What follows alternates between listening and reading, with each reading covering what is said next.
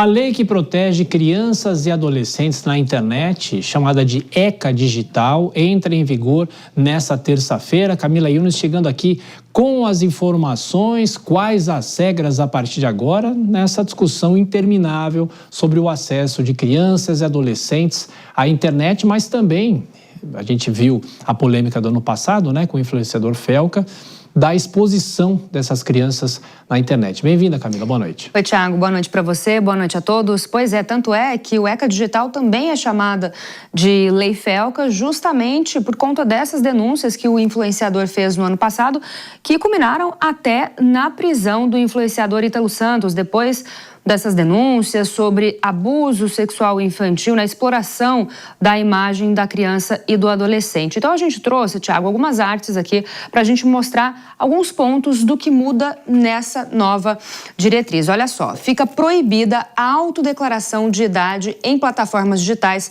para maiores de 18 anos. Ou seja, se a criança ou adolescente tentar entrar num site que é para maior de 18 anos, não basta ela clicar ali falando que é maior de idade. Vai precisar comprovar essa maioridade.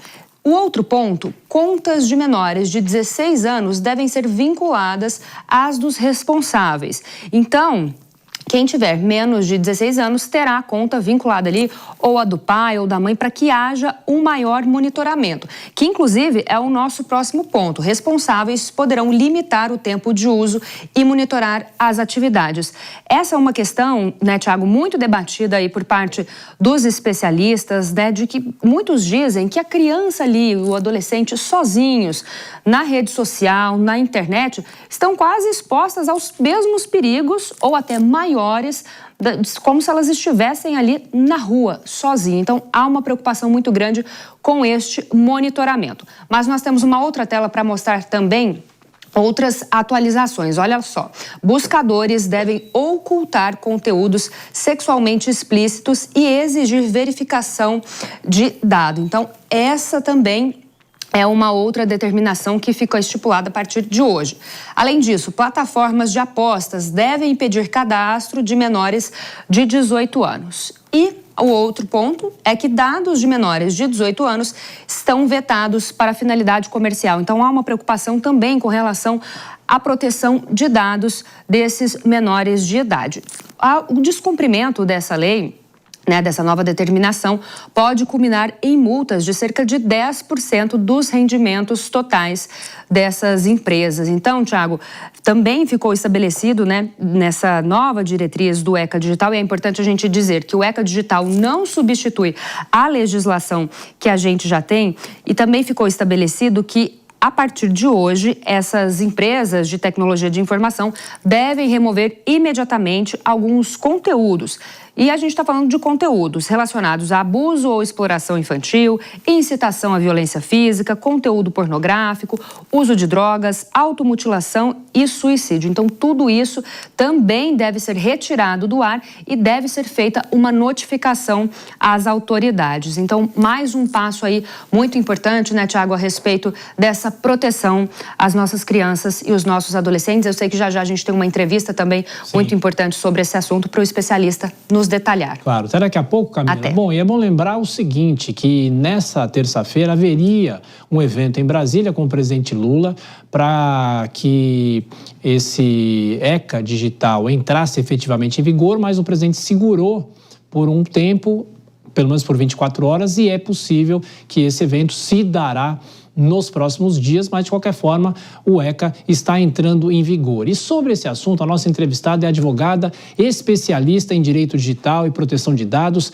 Karina Rodrigues.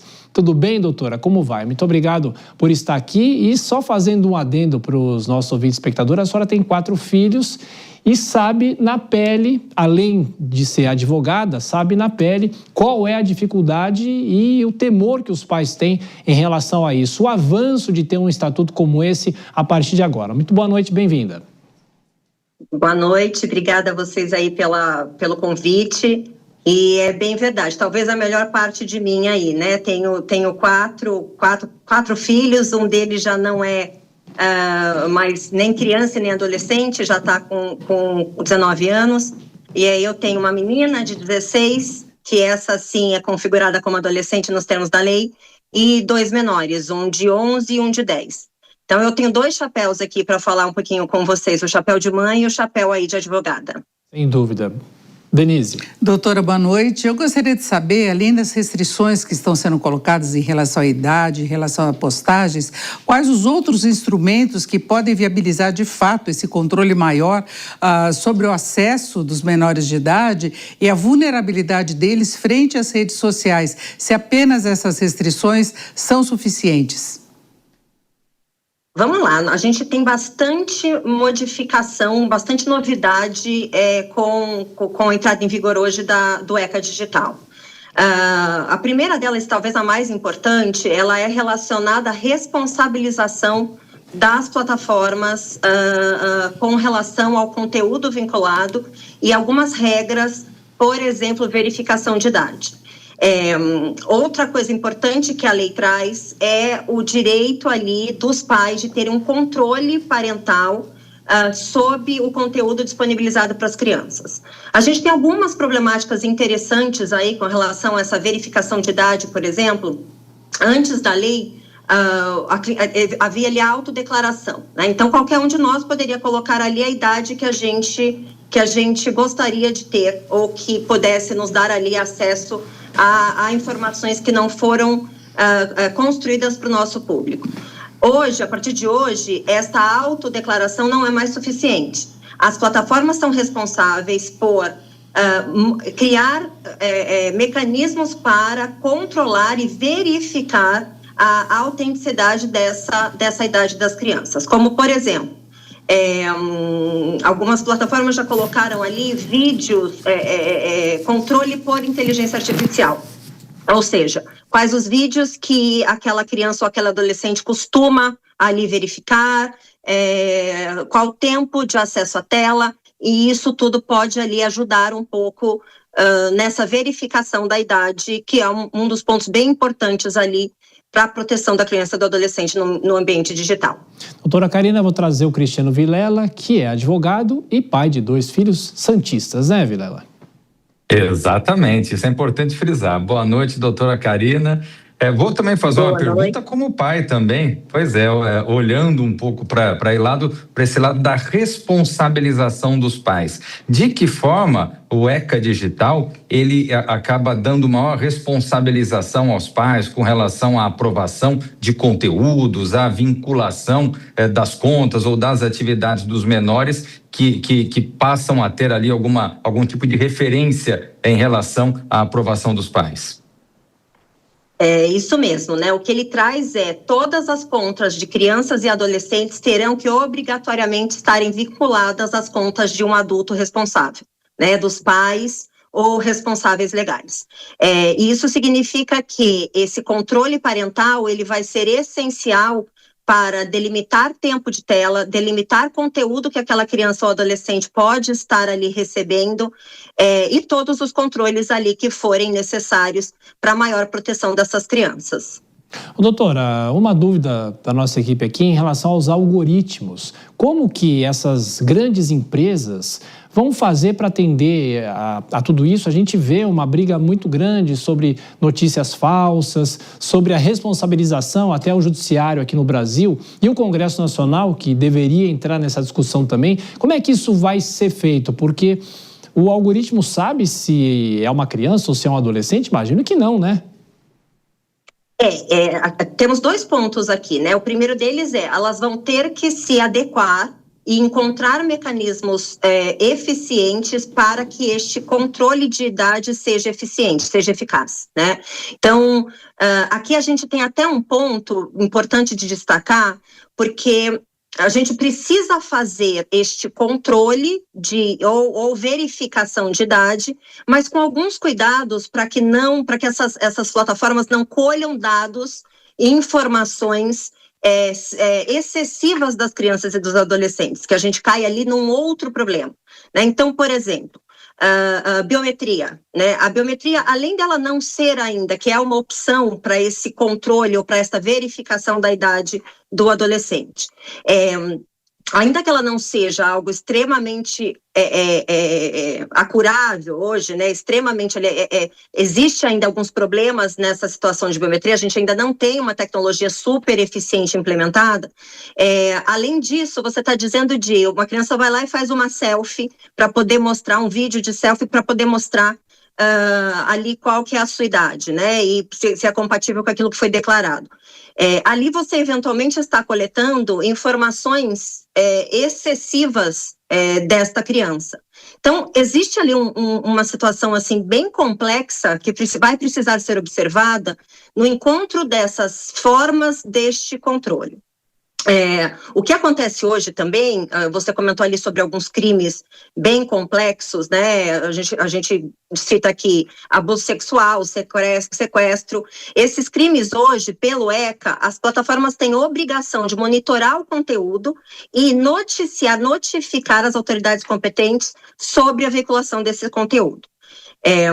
Tudo isso realmente visando uma maior proteção e um maior cuidado de situações que a gente vem enxergando aí recorrentemente nesse universo. Tem um outro ponto que eu gostaria de trazer aqui, né, que é a necessidade de todas essas empresas, o curto tempo que a lei teve aí, e a necessidade dessas empresas de redefinir toda a sua arquitetura, desde da concepção dos aplicativos ou dos jogos, enfim, que são ali disponibilizados para criança e adolescente, de definir, de redesenhar toda essa arquitetura tecnológica. Né? A gente tem aí uma lei que teve o que a gente chama de vacatio legis, né? Que é o tempo entre a publicação da lei e a entrada em vigor desta lei. O nosso tempo que tivemos aí, que, né, as empresas têm para se adequar, é um tempo de 6 meses. 6 meses é um tempo relativamente curto, quando você faz ali um paralelo, por exemplo, com a LGPD, Lei Geral de Proteção de Dados, que entrou em vigor, que teve essa vacatio de 2 anos, a gente está falando de uma adequação, uma necessidade de adequação bem curta aí. E além disso, a gente tem uns outros problemas, né? Que a gente tem uma lei em vigor, mas existe ainda uma necessidade de regulamentação de como é que algumas determinações vão ser possíveis de serem implementadas e atendidas. Foi alguma coisa que você comentou exatamente um pouco mais cedo sobre esses decretos que nós estávamos na expectativa aí de serem assinados hoje e foram postergados. A gente agora está na expectativa de que eles venham amanhã. São 3 decretos como um todo, né? E temos mais um tempinho, pergunta da Denise. Doutora, eu queria saber o quanto que essa regulamentação e a fiscalização vai ter acesso à Deep Web ou à Dark Web, que é onde ocorrem os grandes crimes mesmo contra menores de idade, onde eles são estimulados a cometerem outros crimes e, ao mesmo tempo, se tem a dificuldade de boa parcela dos pais de ter esse controle. Muitas vezes os pais não sabem como exercer esse controle e tem formas de burlar. Então, eu queria saber se a nova regulamentação vai conseguir controlar também esse tipo de acesso. Você tocou num ponto importantíssimo, que eu acho que é uma situação que a gente vai ter que observar como sociedade com muito cuidado. De fato, né, tocando no primeiro aspecto que você trouxe, é responsabilidade das plataformas de encontrar meios viáveis para o monitoramento em todas as interfaces que elas disponibilizam para a criança e para o adolescente. Então, a construção dessa arquitetura de como é que as plataformas farão isso realmente hoje está totalmente nas mãos dessas empresas.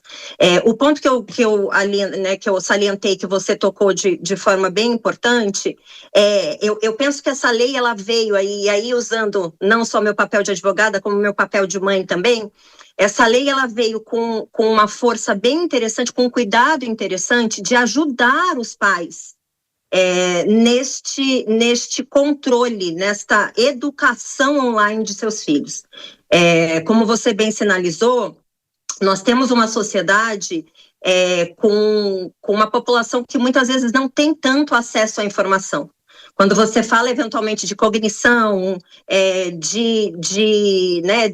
dos vícios que são ocasionados pelo uso excessivo de tela, o autoplay, ou mesmo aquela rolagem infinita, que são pontos que serão regulamentados aí provavelmente num dos decretos que vocês também comentaram, são informações de difícil acesso. Né? Você precisa entender ali um pouco de psicologia, você precisa entender um pouco de hormônio, enfim, tem uma porção de tecnologia. Isso não é uma realidade da maioria aí dos pais da nossa geração, né? E terminando aqui, né, ainda nesse comentário, eu identifico ali justamente que é uma geração que as crianças, é uma geração que já nasceu nesse universo digital, ao passo que nós pais nascemos ali no ambiente analógico, né? Então, de fato, essa lei vem nesta tentativa de nos ajudar a ter um controle maior para a educação do conteúdo que é disponibilizado para os nossos filhos. Doutora Karina Rodrigues, que é advogada especialista em direito digital, falando sobre o ECA Digital, que vai entrar em vigor, os decretos entram em vigor especificamente amanhã, a expectativa de amanhã ou até o fim da semana. Muito obrigado pelos esclarecimentos, doutora. Volto sempre aqui na Jovem Pan, é um assunto importantíssimo e que interessa a todos. Até a próxima. Eu é que agradeço. Boa noite.